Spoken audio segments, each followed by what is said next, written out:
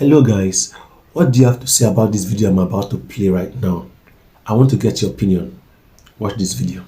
I've been meaning to say this for the longest time. We need to stop platforming gospel ministers who do not have a church, who do not have a pastor. Who is your pastor? Which church do you attend? What is the report in church about you? Do you serve in church? How long have you been serving in church? We need to know who you are. We need to know your spiritual background. Because a lot of people just wake up and because they can sing and they can string some words together, or they know what chord to play, and basically they know how to feign charismatic experiences. They know how to speak in tongues. They know how to chant. They know how to kneel down and lift up their hands. They know all of that drama. And because a lot of people are so shallow, we accept them. We take them in. But when you look at their lives, there is no clear example of spiritual submission, of accountability, of service in a local church. And that is why we are producing gospel celebrities, not gospel ministers. Because people just spring from nowhere in their rooms, and because they love music, and because they know that Jesus is a marketing strategy, they come out into the market, they give us all kinds of songs, but their spiritual life is in shambles. Who is your pastor?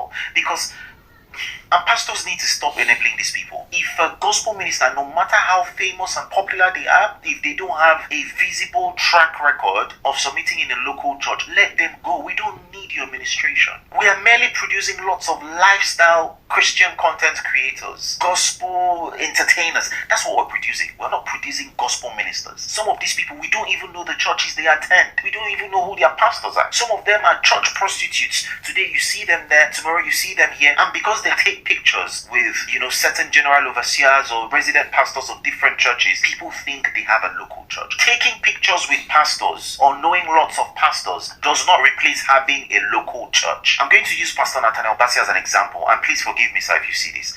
He was in one church for years. It taught him something, discipline. He was rooted. He had a pastor that can look at him and see his desperation and see his desires that his desperation did not let him see. He had a pastor that could correct him, that could tell him, okay, you're not going to minister for the next one month, and he didn't leave the church because he understood spiritual accountability. Today we can see the difference between someone like Pastor Nathaniel Bassey and a lot of ministers we have.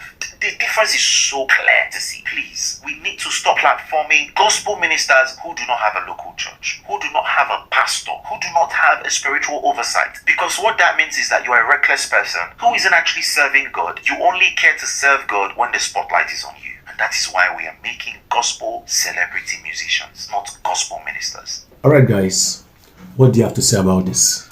Drop your comment on the comment section.